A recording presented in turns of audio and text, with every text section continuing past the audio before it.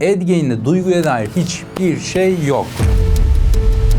Ve artık mezarları kazıp ölü kadın bedenlerini evine taşımaya başladı. Ölü kadın bedenlerinden pek çoğunun yüzünü yüzerek onlardan maske yapmaya başladı. Birincisi, kadınlar onun için yasaktı ve mastürbasyon dahi yapması cehennem sebebiydi. Bir suç hiçbir zaman sadece işlendiği ana ait değildir. Ben klinik psikolog Melikşah Çakın. Burada suçu değil, suçu doğuran psikolojik sebepleri konuşacağız. Hadi başlayalım.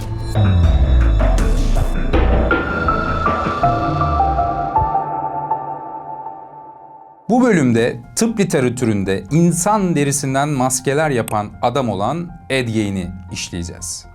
Ed Gein aslında bize bir canavarın nasıl doğduğunu değil, nasıl geliştiğini ve ne noktaya geldiğini anlatan bir örnek olacak. Tarihlerden 16 Kasım 1957.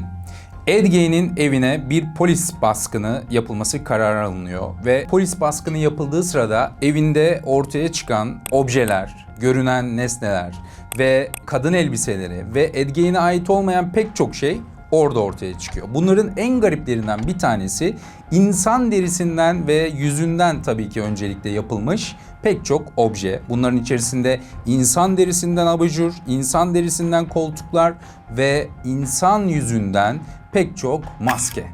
Bunların hepsi Ed Gein'in evinden çıkıyor. Polisler dehşete düşüyor. Bu insan derisinden maskeler kimindi, nereden geldi, nasıl geldi ve ne için kullanıldı ve neden Ed Gein'in evindeydi? İşte bütün bunlar aslında Ed Gein'i anlamamız için bir adımın başlangıcı oldu.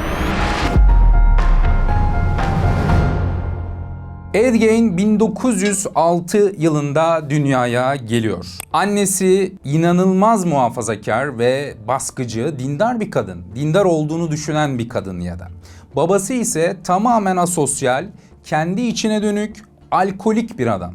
Ve Ed Gein'in ailesi, bir de abisi var. Dördü bir evde yaşıyorlar. Ed Gein'in annesi Ed Gein doğduktan itibaren Ed Gein'in üzerine çok fazla düşüyor. Ve etrafın çok tehlikeli olduğunu vurgulayan bir tonda Ed Gein'e sürekli vaazlar veriyor aslında. Babası ise aslında bir o kadar pasif.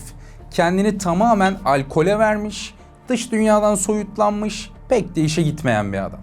Ed Gein'in hayatı aslında tamamen annesinin etrafında dönüyor. Çünkü annesi onun için aslında bir tanrı modeli. Neden tanrı modeli? Çünkü annesi küçüklükten beri, yani Ed Gein doğduktan itibaren aslında Ed Gein'in üstüne çok düşüyor dedim ya. Bu çok sevgiden değil. Onu çok fazla korumacı bir şekilde büyütüyor. Ed Gein'in annesine göre kadınlar tamamen birer şeytan ve dışarıda gezen insanların hepsi tehlikeli. Güvenli olan tek bir yer var Ed Gein için. O da Ed Gein'in bulunduğu ev ve annesi. Bakın, babası da değil, annesi. Ed Gein'in sosyalleşme imkanı yok çünkü dışarısı tehlikeli. Ed Gein'in arkadaşlarıyla buluşma ihtimali yok çünkü arkadaşlarından bir zarar gelebilir. Ed Gein'in herhangi bir kız arkadaşı olmamalı, olamaz çünkü bu bir günah. Dolayısıyla annesi böyle bir evde büyütüyor Ed Gein'i. Bir süre sonra Ed Gein'in okuldan da alıyor. Okuldan alıyor çünkü okulda arkadaşlarının ona zorbalık yapacağından ya da tehlikelere açık olacağından dolayı Ed Gein'i okuldan da alıyor. Ve artık Ed Gein'in hayatı tamamen evin içinde geçiyor. Ed Gein'in hayatı evin içinde geçiyor ama Ed Gein'in hayatında biliyorsunuz ki bir abi var, bir baba var, bir anne var aslında. Ama önce baba kaybı, sonra abi kaybı ve artık Ed Gein sadece annesiyle baş başa kalıyor. Ve zaten annesi onun için büyük bir figürken artık hayattaki tek tutunacağı dal oluyor. Çünkü dışarıda hiçbir sosyal bağ yok ve annesi onun için bir tanrı figürü. Ve annesinin oluyor olması aslında diğerlerini önemsiz kılıyor. Dolayısıyla anneyle geçen bir dönemden sonra annesini de kaybeden bir Ed Gein ortaya çıkıyor. Ed Gein'in annesinin hayatını kaybetmesi demek, Ed Gein'in yaşam amacının elinden alınması demekti. Çünkü hayatta Ed Gein'in tutunabileceği tek dal annesiydi, annesine göre, ve annesi de artık hayatını kaybettiği için Ed Gein'in konuşacağı, sosyalleşeceği ve güvenebileceği hayatında artık kimse kalmamıştı. Ve Ed Gein yakalandıktan sonra ilginç bir ifade veriyor. Savcı soruyor. Diyor ki neden öldürdün? Edge'nin cevabı aslında manidar. Ben kimseyi öldürmedim. Yalnızca annemi yaşatmak istedim. Aslında buradaki Edge'nin ne kadar gerçeklikten kopuk bir algı içerisinde olduğunu görüyoruz. Çünkü Edge'nin motivasyonu aslında birini öldürmekten çok kaybettiği tanrısını tırnak içerisinde yeniden canlandırmak olduğunu söylüyor. Çünkü annesi yoksa artık Edge'nin hayatta hiçbir şeyi yoktu. Peki şimdi gelelim çocukluk ve ergenlik dönemine. Edge'nin çocukluk ve ergenlik dönemi de aslında çok sıkıntılı geçti. Çocukluk döneminde pek çok arkadaşı yoktu zaten.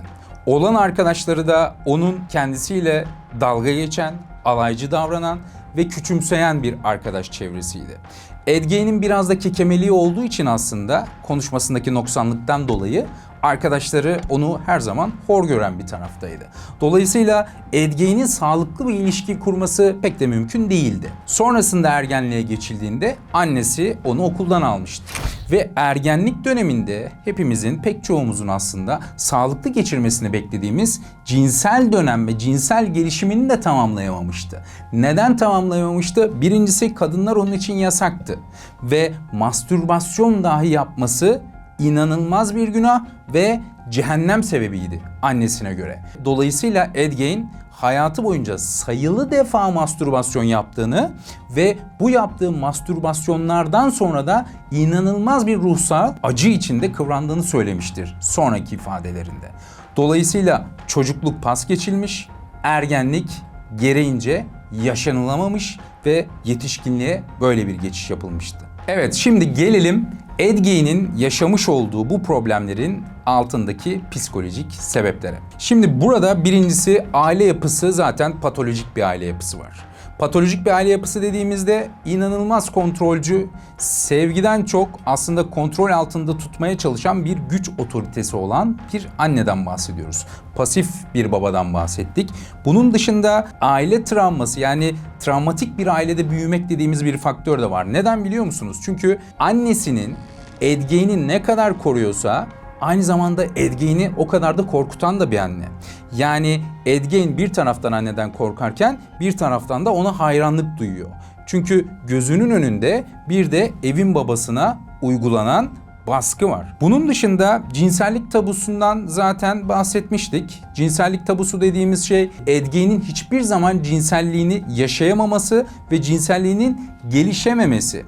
Dolayısıyla cinsellik arzusunun bastırılması ileride başka sorunlara yol açıyor. Cinselliği tamamlayamamış, doğru cinselliği yaşayamamış ve bambaşka bir tatmin aracına dönüşmüştü.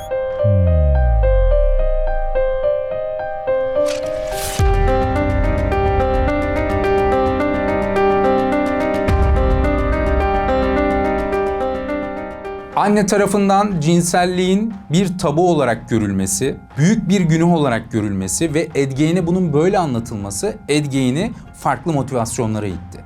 Cinsellik yaşayamayacaktı, bir kız arkadaşı olmayacaktı, mastürbasyon da yok ve Edge'nin bu içindeki motivasyonu başka bir yere yönlendirmesi gerekiyordu. Kendisi belki bunun farkında değildi ama o içsel motivasyonun, içsel güdünün ve bu fazlaca erkeklerde bulunan testosteronun bir şekilde dışarı vurması gerekiyor. Bu da ne oluyor? Cinselliği yaşayamadığı için ve kadınların tehlike arz ettiği için daha basit, daha güçsüz ve haz odağının yön değiştirmesine sebep oldu. Kendisi için hiçbir tehlike arz etmeyen ölü bedenler bunlardan bir tanesiydi. Bir de dedik ki annesi onun için tanrı figürüydü. Annesinin kaybolmasıyla pek çok şey değişti. Dışarıda herhangi bir sosyal bağlamda bir çevresi olmadığı için annesi onunla konuşmaya devam etti zihninde.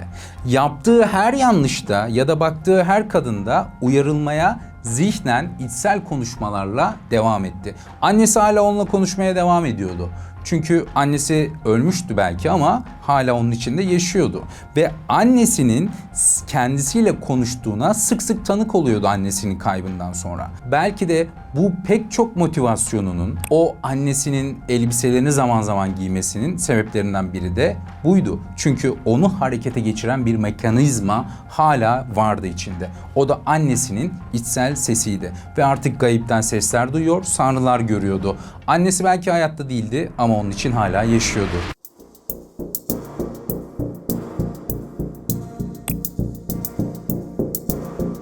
Edge'nin annesinin hayatını kaybetmesi aslında Edge'nin hayatında kırılma noktası oldu. Dünya başına yıkıldığı için Edge yeniden ayağa kalkmak zorundaydı. Belki farkında olmadan farklı bir motivasyon geliştirdi. Ve artık mezarları kazıp ölü kadın bedenlerini evine taşımaya başladı. Ölü kadın bedenlerinden pek çoğunun yüzünü yüzerek onlardan maske yapmaya başladı. Zaman zaman kendisine kullandı. Zaman zaman bazı eşyaların yapımında kullandı. Bazen de bu maskeleri takmaya başladı.